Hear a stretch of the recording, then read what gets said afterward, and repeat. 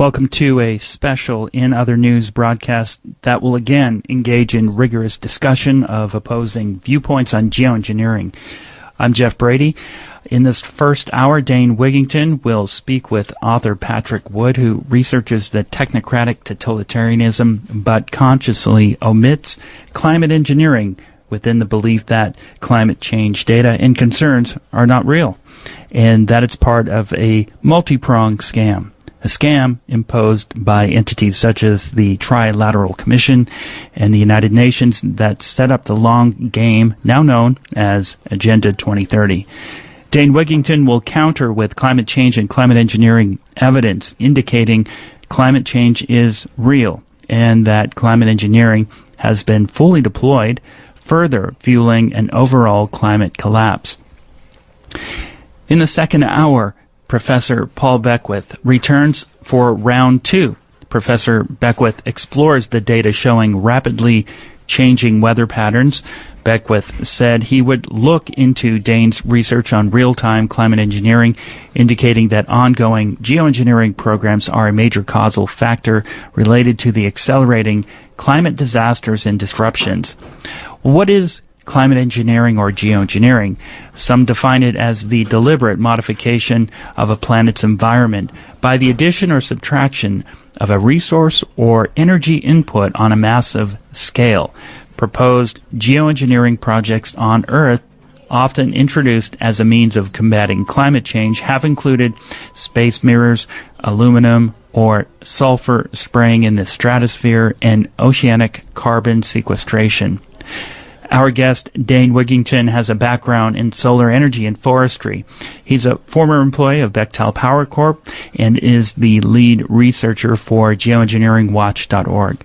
Dane focuses on the climate engineering issue and claims available evidence indicates geoengineering has been fully deployed for decades with catastrophic effects. Dane, welcome back to the second live geoengineering discussion. Thank you for having me back, Jeff. Thank you for continuing to revisit this issue, which, environmentally speaking, mathematically speaking, is the single greatest assault against the planet and web of life at this time, short of nuclear cataclysm. So thank you for continuing to allow us to air the facts on this issue so people can decide for themselves the need to investigate and what is really going on in our skies. Great. It's good to have you back, Dane. Patrick Wood is joining us as well. He's a leading and critical expert on sustainable development, green economy, agendas 21 and 2030, and the history of technocracy.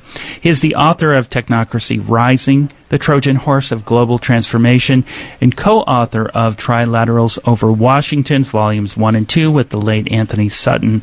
Wood is a leading expert on the elitist Trilateral Commission and their policies and achievements in creating their self-proclaimed, quote, new international economic order, which is the essence of sustainable development on a global scale. Patrick, welcome to the discussion.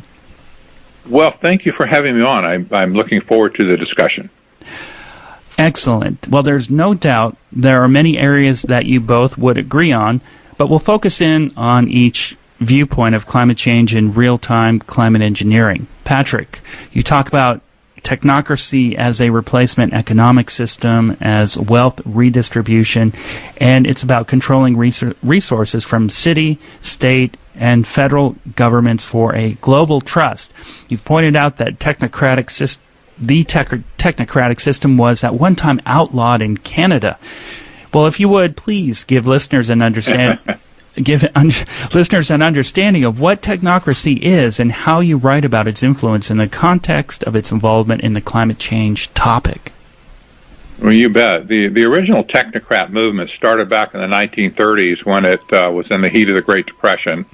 Scientists and engineers at Columbia University took it upon themselves to create a brand new economic model, a new system, if you will. It's a resource-based system that was going to be accounted for by energy. In other words, how much energy it took to make everything and distribute everything.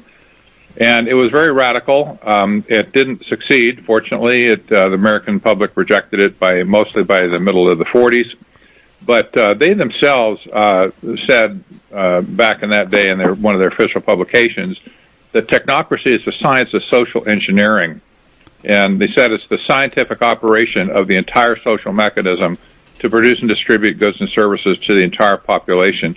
That was kind of the genesis of modern day, what they call sustainable development now today. And it's a new economic system that the United Nations has sworn to use to overthrow capitalism and free enterprise altogether. And one of the main means, how this ties into what we're talking about today, one of the main means to accomplish sustainable development is this whole area of global warming, which used to be global cooling back in the 70s, by the way, which that turned out to be a pretty big joke, but they flip-flopped and said, nope, it's global warming, not global cooling.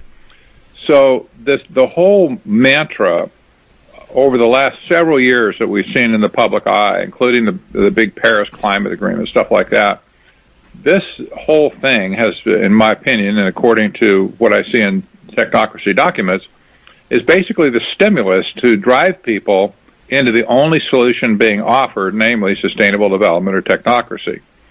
So around this topic of climate change or global warming, whichever side you want to take on it, cooling, warming, whatever, there has risen up an industry, mostly driven by scientists and engineers, to fiddle with the atmosphere. And this is where the rub comes in, of course. Do we want people fiddling with the atmosphere? I say no. I think most people would say no. We like the air we breathe, just the way it is, just the way it comes to us from Mother Nature. We don't need any help.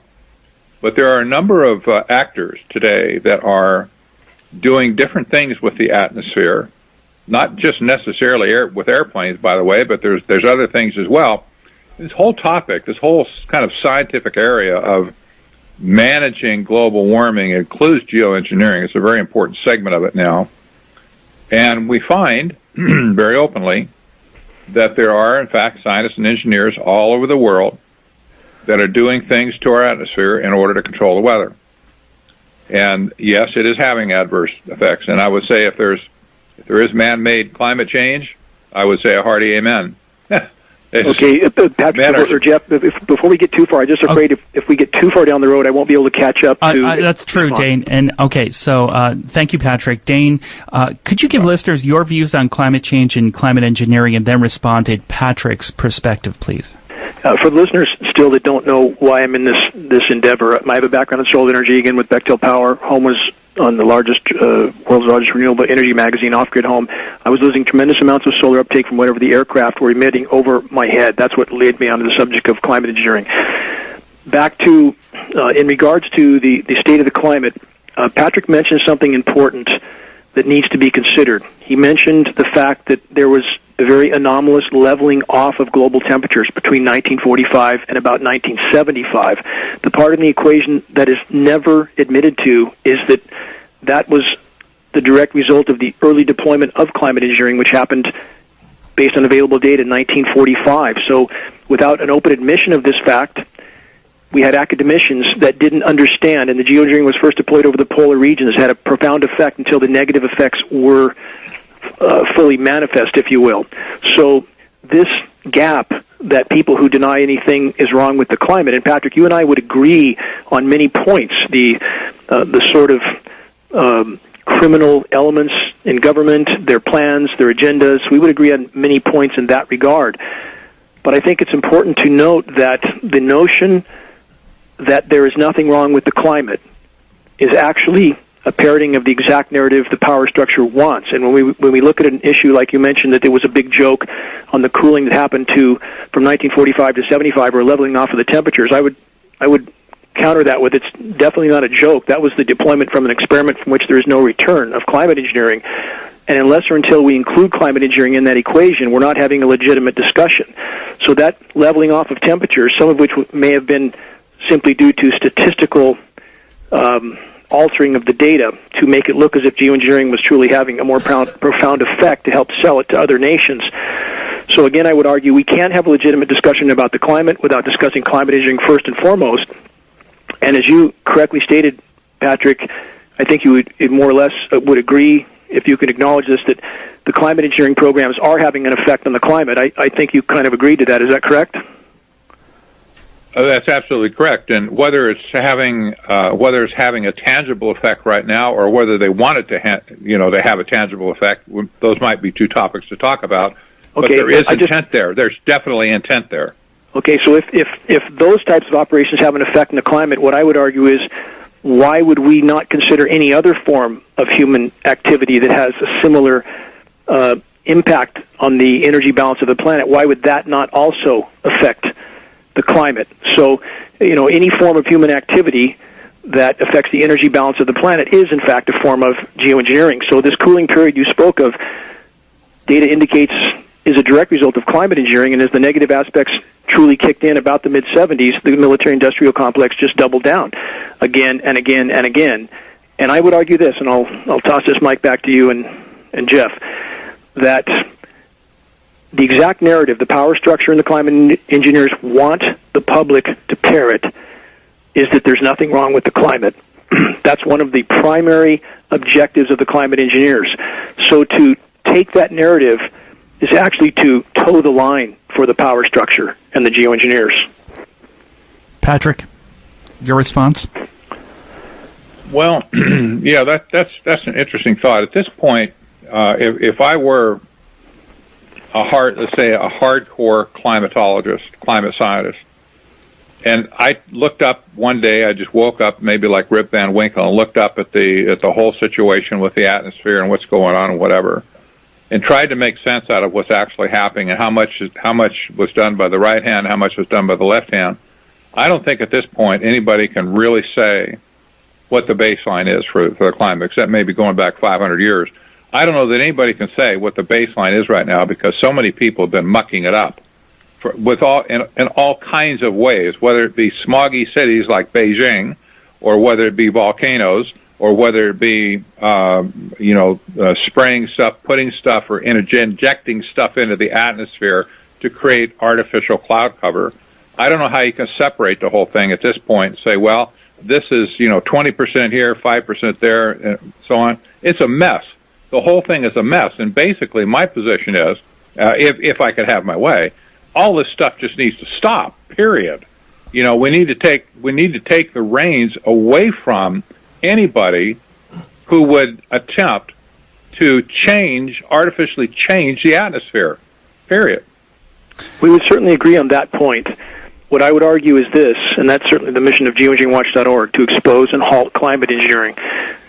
But why would we not consider any sort of particle emitted into the atmosphere, whether it's from a smokestack or the back of a jet aircraft, to not have the same effect? The atmosphere certainly doesn't know the difference between the two. In either case, there's an energy balance impact on the planet. And when we know that we have a military-industrial complex that wants desperately to keep business as usual, and in order to do that, a significant percentage of the population must be convinced that there's nothing suicidal about business as usual. And back to the geoengineers and creating short-term, highly toxic regional cooldowns to skew the data and make headlines in certain arenas. Even with that, we have, for the record, Patrick, we just passed May 2018 was the 399th consecutive month of above normal temperatures, 399 months in a row, 41 years in a row. And of all the things in the atmosphere that you described are certainly all affecting the atmosphere. It would be, as you correctly stated, difficult if not impossible to quantify which was having specific percentage effect compared to other effects. But we can say that all those elements are, in fact, anthropogenic. They're human-caused. Whether it's cutting down the forests, spraying the atmosphere with reflective particulates as part of solar radiation management, the belching of 100 million tons of CO2 in the atmosphere every single day, all of those are related to human activity. So when you say shut things down, would you infer that then everything that's affecting the energy balance of the planet should be shut down, or only climate engineering? I would say first that, and this is what we're focusing on right now, I would say first that climate engineering, that is artificial climate engineering, should be, even if not completely shut down, should be regulated in such a way that people cannot just go and do what they want to do without any transparency or any accountability like it is today. And this is one reason we see our skies crisscrossed with trails behind airplanes that turn into clouds. That you start out with a beautiful day and you end up with a cloudy, overcast day. It's absolutely ridiculous. Anybody can look up at the sky and see there's something wrong. This kind of stuff is absolutely insane in my mind. We should stop this kind of stuff. Whatever it is, we should stop it. China just announced a program in Tibet where they're blanketing Tibet with massive rain-making machines that are injecting particulates and stuff into the sky to drop rain over into China. This is a huge project. They're scattering these things, tens of thousands of these things, across the entire Tibetan landscape to create rain in China. Well, you know what? This stuff happens all over the world. It's happening in America right now. That's just as wrong as flying airplanes, in my opinion. Leave the stinking weather alone. And, if it rains in one place, fine, leave it alone. But when somebody starts to manipulate the weather in one area, it bumps the weather in another area and could cause, in some cases has, very serious impact on the other area. And at this point, nobody really knows what's going on because they're not paying attention to this. But we see dislocations in weather in some areas is caused, if you look at it hard enough, it's caused by some event, man-made event in some other area. Sometimes it's absolutely on purpose, too, like they're doing in China right now, these rain-making machines. Patrick, I want to clarify a couple of things. One is you do criticize the framing of climate change by the technocrats, and I understood that you didn't think that deliberate climate engineering, is being deployed right now. Could you clarify your position right there? Oh, I can. It absolutely is being deployed. And as Dane mentioned, climate engineering goes way back into the last century. Certainly before 1940, people, at least back then, were talking about it. But the military especially has been big on weather modification to use it as a military weapon, against an enemy. But civilians have gotten involved in this as well. And geoengineering started even before anybody was talking about global warming or anything else for that matter. They're just talking about modifying the climate for whatever reason they wanted to. This is a typical technocrat mindset, by the way. If you can do it, you should do it. I don't agree with that, but they did. They were doing stuff even back in the 40s that would just drop your jaw today if you went back and read what they were doing. This kind of the same stuff we see today, and it is very closely tied in one sense to the military-industrial complex, and involves all sorts of things. Not just the chemtrail concept or meme that is easily visible in the sky, but there's so much more to the whole area of geoengineering than just flying chemicals into the sky with airplanes. So if I could respond before we get too far, Patrick, you would agree then, I think, if I'm hearing you correctly, that we really can't have a legitimate discussion about the climate or the state of the climate without including climate engineering. Would that be correct? Absolutely. So That's right. What I would like to point out is when the leveling off of temperatures from 1945 to 1975 is referred to as proof that the climate system wasn't warming, and this is often referred to by those who unfortunately want to take the position that the power structure and the climate engineers want, that global warming is a hoax. And I think that's a position you've taken, if I understand from your previous disseminations. How can we take that position when, one, the data doesn't support that position, and two, when climate engineering has been going on the entire time, how can that not be a consideration? And as you did correctly state, it has been going on that long. And in regard to knowing the planet was warming, it was absolutely known in the 40s. There's data to back that up. We have Popular Science magazines here from that era acknowledging a 2 degrees C warming at that time. And in fact, global temperature maps reflect almost a straight-up trajectory in global temperatures up to 1945. And suddenly, unexplainably, the temperatures level off when climate engineering appears to have been fully deployed immediately after World War II. What I'm saying is this: how can we have any legitimate discussion about the state of the climate without including climate engineering? And even including climate engineering, all statistics indicate, and even our readings on the ground, Patrick, indicate that not only is it warming, we appear to be in what would be correctly categorized as an abrupt climate collapse, an abrupt climate shift. And what we see in the ground is not an underreporting of temperatures, as so many would like to believe, because they would like to believe there's nothing wrong with putting 100 million tons of CO2 in the atmosphere a day, or cutting down the forests, or poisoning the oceans.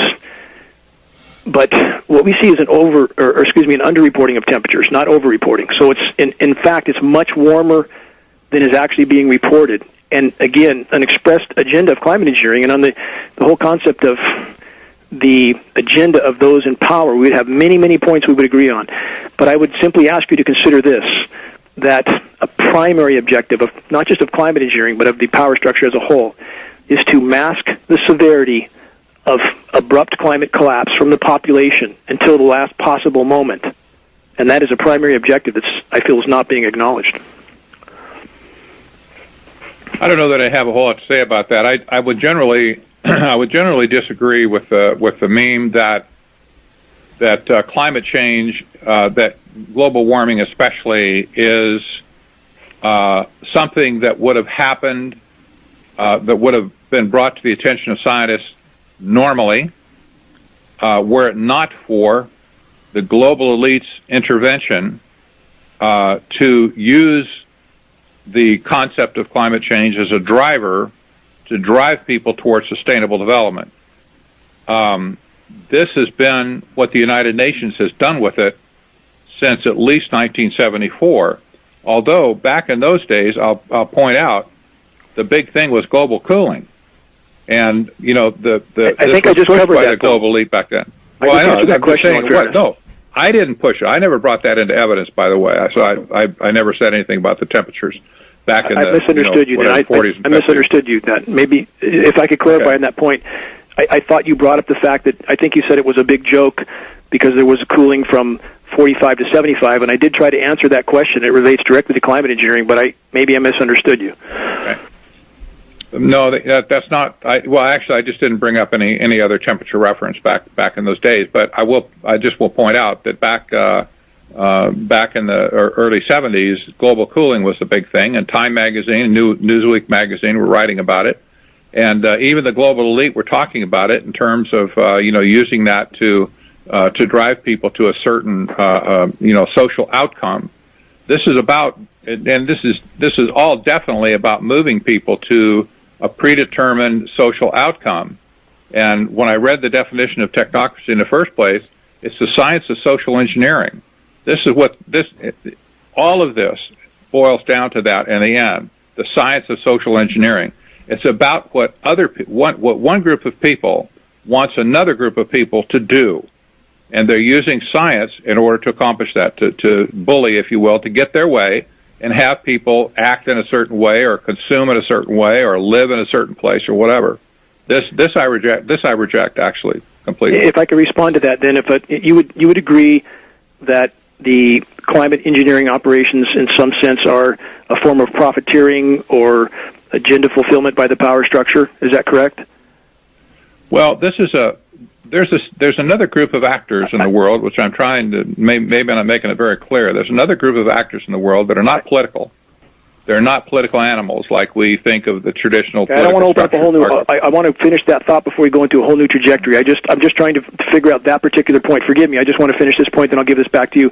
But you mentioned the climate scenario being used simply as to fulfill an agenda, some form of, I would assume, profiteering or power structure grab, like wars, for example. I would point out that wars obviously are used for power structure purposes, for profiteering, but does that mean the wars didn't happen? Does that mean people didn't die? And the answer, of course, is no. And again, back to the global cooling mantra that was echoed in the 70s, again, a direct result of climate engineering. So how can we have a legitimate conversation about that narrative without including climate engineering? And the agendas of those in power, which I do not deny there are many dark agendas going on, but I would argue, will those agendas mean anything on a planet that doesn't support life? And let me end with this question. Do you feel that, environmentally speaking, the human race faces an existential threat from biosphere collapse at this point? I do not. I would say no. Can you give me anything to back that up? Anything, the basis for your conclusion on that? Well, number one, the Earth's atmosphere has fluctuated all over the place over the millennia. And yet, for all the population, whatever population has been on planet Earth, we have survived. The atmosphere is incredibly resilient. It's made to, in my opinion, it was made and created to support life on planet Earth. It's very resilient in what it can heal from if there are dislocations. And there have been disasters throughout history that we can point to, like major volcanoes that erupted that virtually covered the world with ash and sent the world into a freezing frenzy, a deep freeze. But and there's been meteors that have hit the Earth. Even those types of things, the Earth has recovered from. It's done very well. I don't believe personally that I do believe if you take away all the geoengineering things, if somehow just wipe it away with the magic wand, so it doesn't exist and it hasn't existed. And here we are with the weather. Just we have a clean slate on the weather, and we look back historically without any other intervention. I would say that the weather goes up and down. Indeed, it changes. It changes mostly according to sunspots, not according to CO2 in the atmosphere, which is a greenhouse gas, by the way, not a toxic gas by any means. But the sun has been demonstrated many times to be the primary determinant of weather on planet Earth. And this has been much greater than any type of human involvement or human interaction with pollution and stuff that's put in the sky. Now, is it right to pollute? No, it's not. Is it right to have nasty, stinking smokestacks and stuff flowing into sewers that would kill cockroaches? No, absolutely not. It's not right. But that's just not right because it's not right. We certainly should make any attempt we can to be good stewards of the atmosphere. But has man been somehow evilly, complicit in destroying the atmosphere? I say no. So, are you aware, Patrick, that in regard to fluctuations on the planet, which certainly we know we've had natural cycles, but are you aware that statistically speaking, the current rate of change is conservatively 170 times faster than any previous fluctuation on the planet? That's statistical fact, not disputed. But we are in the sixth great mass extinction right now. Were you aware of those 2 points? No, I'm not. I don't accept them. I've heard them. I've heard the arguments, but I don't accept them. I would ask listeners to actually look them up because I think if we're really to get at the facts here, we need to work from a basis of facts, verifiable facts, and not what we would like to believe, what we wish was so. The species extinction rate right now, Patrick, is 200 to 300 per day, plant, animal, and insect. We've lost 60% plus of Earth's wildlife populations in the last 40 years. Do you not see that as an existential threat? I'll say again that the Earth has been very resilient to things that have been thrown at it, disasters or other events that cause things to happen. We don't have dinosaurs, for instance, right now, at least not big ones. And yes, there have been some insects, animals, birds, and so on that have become extinct. But there have been species becoming extinct for a very long time, and you can't lay all of that today at the feet of man. I don't think. Now, that doesn't mean that we shouldn't make some effort, perhaps, to keep some species from not going extinct, whether it's our fault or not. Just because we're humans, it's our Earth, and we like it, and why not keep those species around if we can? But to blame man for it, and to say, well, man has to do something to discipline himself or punish himself for what he's done to the planet, I don't go that far. Dane, can you talk about your background in forestry and what you've observed and documented regarding the health of forests and what's raining down from what many believe is from particulates raining out from the atmospheric aerosol operations? My father was an arborist, and that's what I did in my youth with him. And I've done, I've done 6 major habitat restoration programs with agency assistance to restore habitat in Northern California. I live in the wilderness. I've spent my life here, and the tree die-off rate, for example, if I can tie this into what Patrick stated, that we would not lay this at the hand of human activity. Since the dawn of civilization, we've lost 3.4 trillion trees. That's 55% of Earth's tree cover. 55%, and the other 45% is in very ill health. In regards to the species extinction rate, Patrick, the current rate, as compared to pre-civilization, it's 15,000 times more than the background rate. That's 1.5 million of normal. So, yes, we've had species extinctions in the past, but we are at 1.5 million % of normal, 15,000 times the background rate. Statistically speaking, and there is a study, I encourage your listeners to look up everything I'm stating because all of this is verifiable, easily found online. Statistically speaking, the mathematical statistical odds of these changes not being anthropogenic in nature, i.e. human caused, is 100,000 to 1. Virtual certainty that the changes we see are human activity. And I would argue to try to conclude otherwise would be to, as an example I've used before, if you run someone over in a crosswalk or you throw them off of a building and try to make the argument that they died of a heart attack. It wasn't what you did. So I think it's imperative that we recognize human activity, and I'm focused on climate engineering, and I think Patrick and I would agree on that, but I'm simply stating if we take the narrative that human activity, military-industrial complex, fossil fuel industry has not decimated the planet, we are taking exactly the narrative the power structure wants to use to pacify and divide the population, to keep them distracted to the last possible moment. One question, I'll toss it to you, Patrick. Patrick, you did mention CO2 as a gas of life, a greenhouse gas, was what you stated. Do you believe, then, that CO2 or greenhouse gases are what allows the planet to retain enough warmth for us to be here? Do I believe that CO2 is why we're here? The CO2 as a greenhouse gas, as you stated, was a greenhouse gas. Would I be correct in saying that you would agree that the greenhouse gases, in this case we're discussing CO2, are what allows the planet to retain enough heat for us to exist here? No, I wouldn't necessarily say that, but I will say that CO2 is a gas that, well, let me give you an example. I grew up in Northern California on a ranch, on a farm.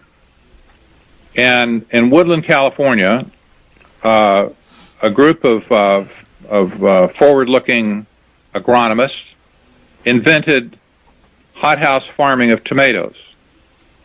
And they built these Quonset hut, large Quonset hut buildings with plexiglass on the top so light could get in, sunlight. And the first thing they did with these is they set up the beds of tomatoes inside with just fed by water and nutrients and so on. They installed CO2 concentrators at the end of the units, and they blew it with a big fans into the hothouse so they could increase the CO2 level in that hothouse. The result was the plants grew like crazy, just insanely crazy. The tomatoes they produced were just crazy. And nobody ever died working. No worker in those greenhouses ever died from too much CO2. It didn't have that effect whatsoever. Agriculture produce just went absolutely nuts. And historically, we can see, if we look back at the CO2 record in history, we can see how agriculture fared with different levels of CO2 in the atmosphere. The record shows the more CO2 we had, the higher the agricultural output. So if you want to lower agricultural output in the world, all you got to do is just drop the CO2 level, and it will automatically go down because it's a necessary gas for photosynthesis to take place. If I could address that before we get too far, then, and so you would state then what is regulating the Earth's temperature? If it's not greenhouse gases, what system retains the Earth's heat if it's not greenhouse gases? The sun puts the heat into the atmosphere. But what retains it, though? What retains it? I mean, without an atmosphere, without greenhouse gases, we would resemble a planet like those that fry during the sun exposure and freeze without it. We have a temperature regulating blanket on the planet. I mean, I'm just trying to figure out what you think regulates that temperature. Again, without the greenhouse gases, we would fry during the day and freeze at night, every day, every night. I'm trying to understand what you think is regulating Earth's temperatures, if not greenhouse gases. Well, I'm sure it's a very complex. The atmosphere is a very complex mechanism for sure. And I'm not an atmospheric scientist, I don't want to even pretend that I am. But just the common sense of it is, to me, just the common sense of it is, the atmosphere that we've had has definitely changed to some extent over the millennia. You know, it's gone through cycles and so on. But the primary determinant of the amount of heat that gets into the atmosphere in the first place and heats the Earth is the sun. Without the sun, we have no heat at all.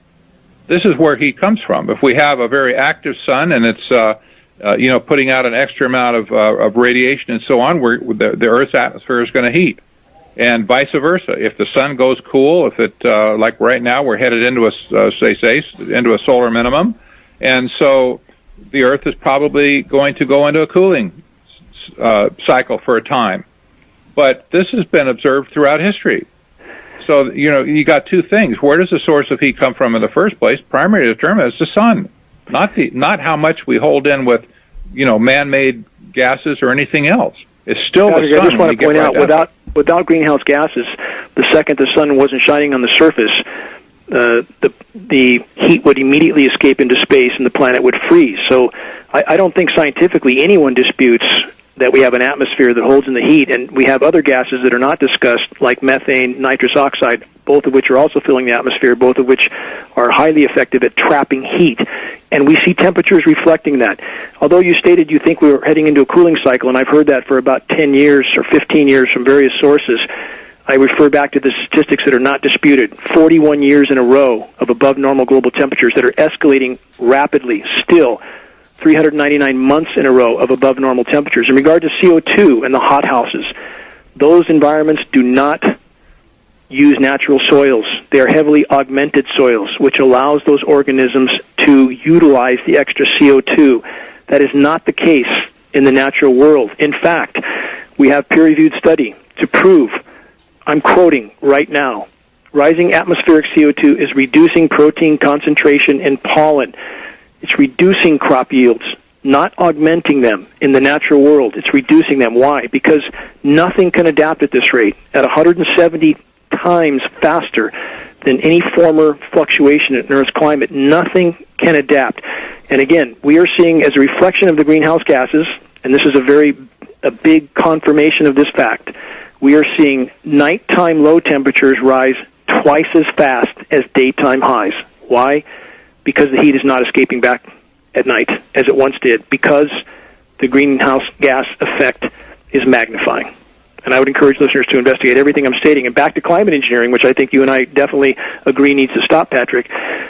My point is that if climate engineering is not discussed, brought into the open, and acknowledged, that engineered cool-down events, which are used to augment the argument that the planet is having fluctuations in the direction of cold as well, those events are completely engineered. Patrick, have you heard of a process, and we have patents to back up this process, called chemical ice nucleation for weather modification, the spraying of endothermic reacting materials into atmospheric moisture that creates a chemically induced cool-down at the surface? Have you heard of, or are you familiar with these processes? I have read about it, yes. So would you not, would you consider or acknowledge that when they can engineer such an event and create a few record colds on the ground, that there must be an agenda behind them doing so? Would there not be? And is that agenda, would we be rational to believe that agenda, part of that agenda, is to, again, create confusion and division in the population in regard to the true state of climate collapse, biosphere collapse, to keep the population, again, confused and divided until the last possible moment, when they can engineer winter, literally?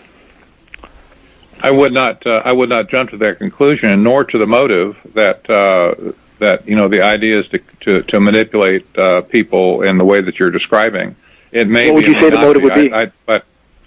Well, I've already said that the motive of this whole social engineering program is to move people into sustainable development. That's the big plan that that this whole thing, that this whole idea of global warming and climate change has been put forth in the first place by the United Nations.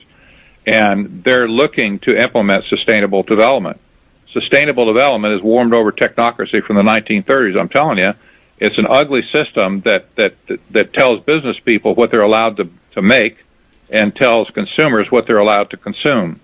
I am absolutely against that type of micromanagement of people and society.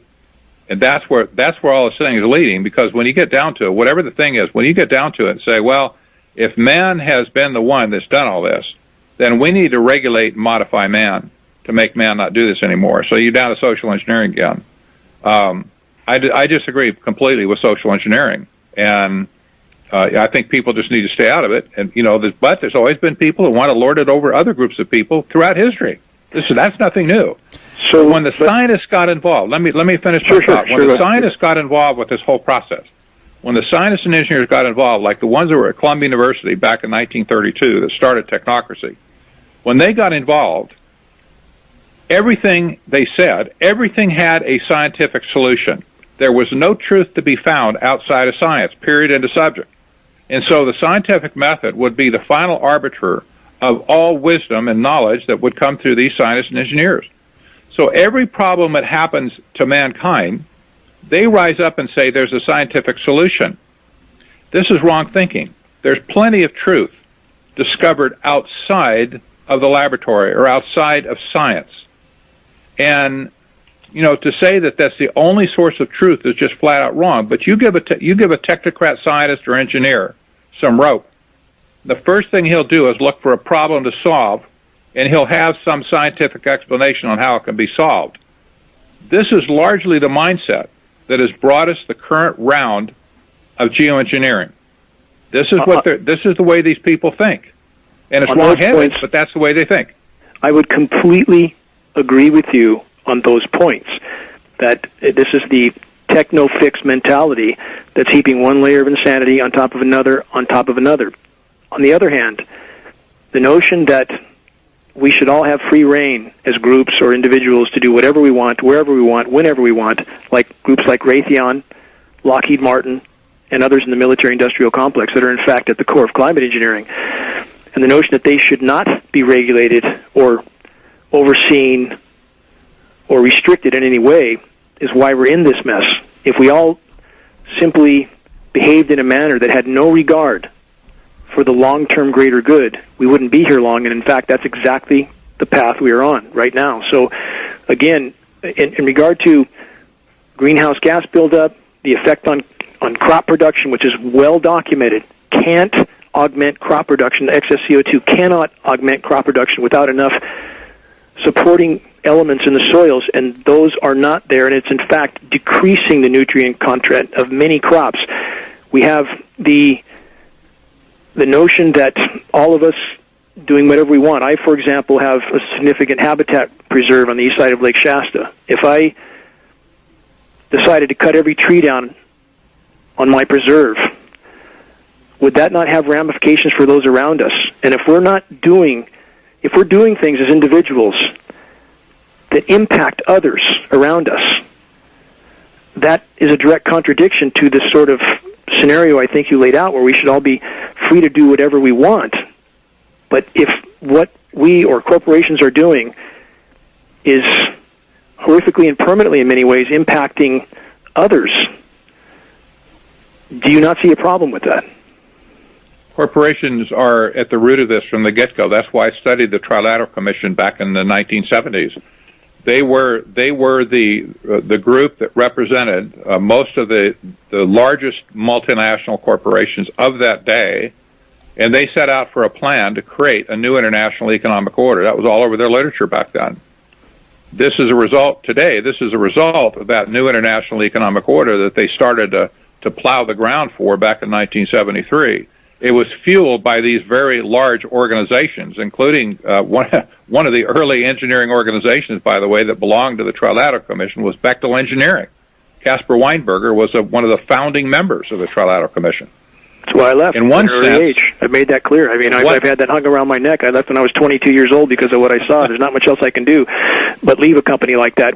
So you would say that regulation is necessary for those that are behaving badly, for who are damaging the planet on which our lives depend. You would say regulation is necessary. Is that correct? I would. And listen, I want to say that the United Nations and all their literature and all these, the purists, if you will, that say that sustainable development is good for us, they say they're going to save the world. The United Nations, their 17 sustainable development goals start out with eliminate poverty throughout the world. Well, who's against, who wouldn't want to be for that? They want to have jobs for all. They want education, lifelong education opportunities. Those are all great utopian-sounding goals. But while these people are leading with the concept of, hey, we're going to save the world, aren't you happy that we're going to save the world?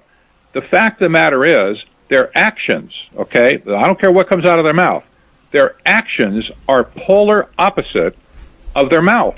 They're doing things and enacting policies that will destroy the earth, not save it. I would agree with that. I'm just trying to figure out the contradiction between what I understand your statement to be that we should not have certain restrictions placed on us, but yet in another vein it seems that you recognize the problem with that. And we have individuals running corporations, of course, all looking out for their own interests. And I would argue the human race at this point is behaving like a cancer, that each cell of which is looking out for its own interest and very few considering the overall ramifications. And if I can tie this back into, again, the CO2, which I know I heard you on one interview state the more the better you felt, and I've expressed on the crop loss and so forth, and the negative effect that the excess CO2 is absolutely having. What are your thoughts about the acidification of the oceans and the excess CO2 that is wreaking havoc? The absorption of the CO2 in the oceans is wreaking havoc on aquatic ecosystems. What are your thoughts about that? What could I say about it? I mean, okay, so the oceans are changing like the atmosphere changes. It's had cycles and stuff as well. There's lots of stuff about the ocean right now I don't like, but there's also a lot of hysteria I believe is absolutely false. And what I would really like to see ultimately are some scientists who are not polluted themselves by grants from organizations who are asking specific questions that have nothing to do with real science, really. I'd like to see some people, a group of people or just a bunch of people, study what's really going on without some predetermined agenda. We don't have that today. Everybody that's studying these things has a predetermined agenda, what they're doing. You look at the climate data and stuff that's been consistently found to be fraudulent. It's like, okay, why is it fraudulent? Why does the data have to be manipulated in order to prove your preconceived idea? Well, they do it. They've done it. The government's done it. Private organizations, universities have done it, and they've been caught doing it. To me, this is just a waste. A waste of time. This is just typical of mankind covering his own butt and moving to a political agenda that has nothing to do with his discipline, that is scientific discipline. If I can remove that. Okay, go ahead. I'm sorry. Go ahead, Patrick. We say we need to remove that skew and let people just do their science that they're trained to do without forcing them into a box where they have to come to some conclusion that fits somebody's political agenda. In regard to the climate data, I would agree with you. There's been massive falsification, but in the opposite direction of what many would choose to believe. The state of the climate is exponentially worse and more dire than any official agency reports. And we've stated this at geoengineeringwatch.org for nearly a decade. I stated it long before that. We now have increasing studies coming out, daily, weekly, that in fact what's unfolding is worse than the worst case scenario previously predicted. So we are actually, as you said, measuring in the field. That's exactly what we are doing. And all we see, as I stated earlier in this broadcast, is an under-reporting of temperatures, not over-reporting. And when we refer to two scientists at East Anglia University, which is a common premise given for the excuse that all climate data is falsified to the upside, which is not true. That's a very small example compared to the rest of the study we have, which is not disputed. And in regard to the heating of the planet, again, not disputed. 399 consecutive months in a row, 41 years in a row. In regards to cycles of the ocean, Patrick, I would argue again, whatever cycles occur naturally, when we have done what we have done to the planet, decimating well over half the trees, putting 100 million tons of CO2 in the atmosphere a day, paving the planet, poisoning the oceans. How can there not be an effect? We have a pelagic fish population. I'll give you hard statistics instead of just an opinion. Global pelagic fish population is down about 90%. Salmon populations, West Coast U.S., completely collapsed. Bluefin tuna populations down 97%. These are hard statistics. Global plankton populations down 60%. No plankton, no people. No trees, no people. No functional atmosphere, no people. So, again, at the current rate of extinction, at the current rate of species die-off, we are not going to be here much longer. And my point is, if you're advocating for business as usual, aside from climate engineering, which I think we agree on, I would argue that is one of the main objectives of the climate engineers is to continue this debate about heating, cooling, cycles, so forth, when what we've done to the planet absolutely cannot be in any way, shape, or form, as I've already answered statistically, considered a natural cycle, 100,000 to 1, statistically. And your listeners can look this up, Geoff.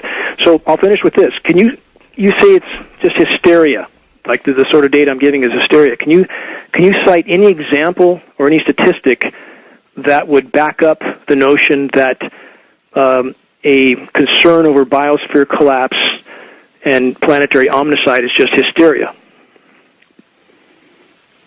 I don't have any statistic at my fingertips or at my lips that I can offer you, and I generally will say I don't argue by statistics anyway, because statistics can be completely misleading. And but I will say the Earth has been here for thousands of years, if not way longer. It's been doing great, up and down for sure. And the hysteria that people are saying, putting out there right now, okay, people have a right to be hysterical about stuff. I'm not saying they don't. But is the answer to punish mankind? Is or men individually? Is the answer to reduce the population so you simply don't have as much CO2 produced? Because certainly if people don't breathe, they won't produce CO2, and their economic activity will not produce CO2. So some people have concluded in the United Nations movement, for instance, that the Earth really can only handle a population somewhere maybe around 800 million people. Is this kind of the gist of what where your argument will go? It's not up to me to determine how many people should be in the planet, but what I'm trying to acknowledge is that if we ignore the damage we've done to the planet, and if we pretend that human activity has had no effect, if we pretend that we're not in the sixth great mass extinction, not beginning into it, but well into it, again, having already lost in 40 years, we've lost 60% of Earth's wildlife population. In fact, let me put this into a little clearer statistic. If we overlay the Earth's time frame of 4.5 billion years over the span of a week, follow me with this analogy, it'll make more sense. The human race has done what it's done to the planet in 1/40th of a second before midnight on the last day. Each day would be 660 million years if we overlay a 4.5 billion year time frame over a week. We've done what we've done in 1/40th of a second before midnight on the last day. How could anyone think that this trend could continue, given the statistics I've just given you, the die-off of global plankton, without which we die, the trees, without which we die, the 170 times any previous event increase or in changes on the planet, species extinction rate of 1.5 million of normal? Is it rational to think we could continue on this course? If you put all those facts, put all that data before somebody and say, assuming these things are true, what would be your conclusion? They'd probably come to the same conclusion that you're coming to now. Probably. But you remember Paul Ehrlich that wrote the famous book Population Bomb back in the late 60s. Paul Ehrlich predicted that the population of the Earth was going to basically extinguish the Earth. He said we're breeding more human beings, and that the population is going to grow. We're going to be elbow to elbow, and that it's going to basically end up destroying life on planet Earth. Paul Ehrlich was an entomologist who made that prediction. He was a bug scientist. He had no particular scientific credentials to write that book, but he applied his entomology science to the science of human reproduction and concluded that the world is going to populate itself to death, basically, and we'll all starve to death. Not one prediction that Paul Ehrlich ever made back in those days. His book sold millions of copies around the world, was translated into, I think, 50 or 60 languages. It's an incredibly popular book, and is still incredibly popular today. There's never been one single prediction that Paul Ehrlich made in that book that has come true, even closely true. Yet it had a big impact on people back then, and is still being used to have an impact on people today. Dane. That kind of hysteria does not result in anything necessarily being predictive on what's going to happen in the future. He was dead wrong. And there's been other people dead wrong in other scientific areas where they claim there's going to be some cataclysmic event or whatever that's, collapse or whatever, that's going to change the face of the planet Earth. Well, maybe it will, maybe it won't. It's not given to man to know the future. And, Paul Ehrlich is just a classic example of somebody who misused science to come to a conclusion that was just absolutely false.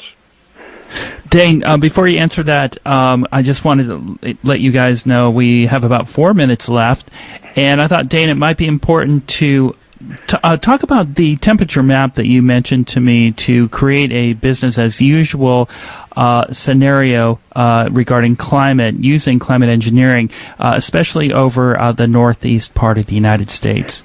I would encourage your listeners to look, Jeff, at if they search geoengineeringwatch.org for engineered cool downs, engineered winter, engineered snowstorms. They'll find multiple maps where, for your information too, Patrick, the eastern U.S.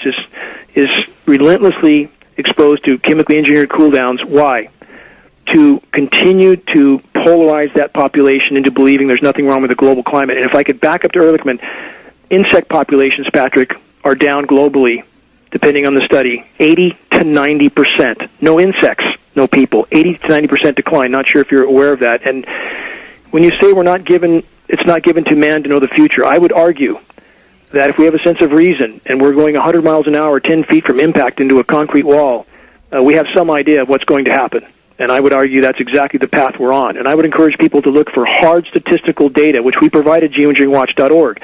Not our opinion, not what we want to believe, not what we wish was so, but hard statistical data. Again, tree populations crashing, insect populations, terrestrial and aquatic crashing, plankton crashing.